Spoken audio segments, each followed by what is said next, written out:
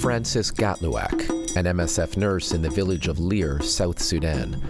He's a modest man, but his story is a powerful one. It's one of commitment to the neglected and the curing of the very ill in his own community.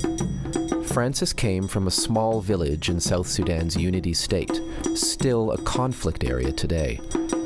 When Francis was young, the men and boys fled the village to avoid being killed by fighters from either side of the conflict. As the war continued through the late 1980s, famine struck, and people became victims of an epidemic outbreak of Kala-Azar, a rare and neglected tropical disease transmitted by the bite of the sandfly. Left untreated, it's deadly 95% of the time. When people began dying in the MSF health clinic in Leer, no one knew what was killing them. Among the sick was the brother of Francis. He became worse, and then we came back to the hospital. We are two people who are carrying him on the bed to Leer. We just carry sometime less than 1 hour, and then we stop, we put him down, we rest, we carry him again. So it took us three days to reach Leer. But he did not manage to survive. When my brother died, I went back home. I got feeling like my body is hot, I have fever. After a while, I feel like I have something in my stomach growing. They used to give me a traditional medicine. They put it in the water, and then they tell me to drink, but it's not helping me. So I say that, okay, I don't need to be like my brother who has been very weak, so I have to go. So from there I start walking to Leer. By then, MSF had discovered that the mystery disease killing so many people was Kala-Azar, and they began testing blood from the villagers. But it was an excruciating and frustrating process. The tests at the time had to be done far away, in a lab in Nairobi. It took a full month to get results.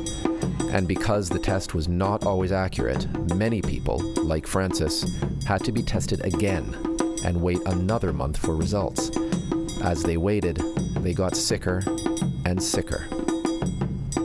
And I was seeing some of the people where we have been waiting together starting getting sick and die.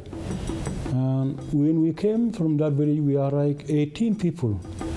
And those 18 people, 15 of them, they died before they get any medication. So we remain only 3. So we are just waiting there and see what is going to happen. But we are not thinking that we are going to survive. We are thinking that maybe we will die.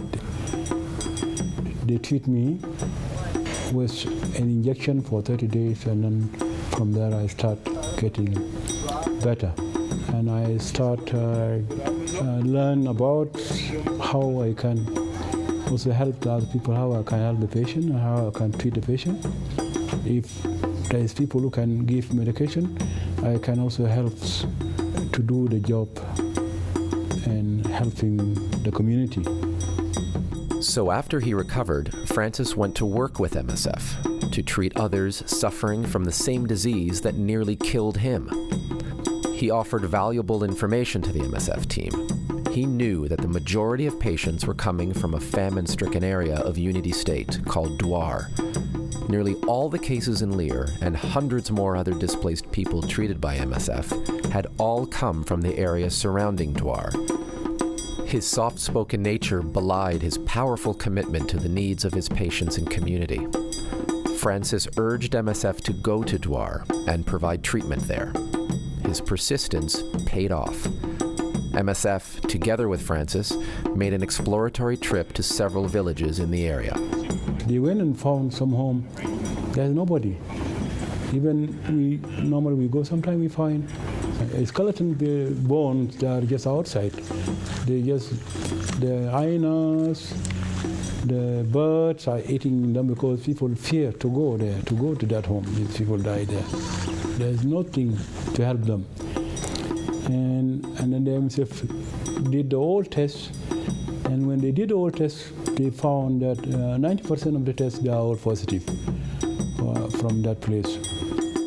MSF established a clinic in Douar in 1990. Because of Francis's far-reaching initiative, around 10,000 people were treated for Kala-Azar in the project's first year alone. Today, the former patient is a nurse. He's now in his 23rd year with MSF, and he remains a very modest man.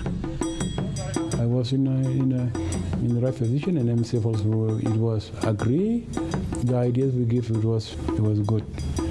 And I feel strong to work with MSF from that period up to now. So I cannot change my position again.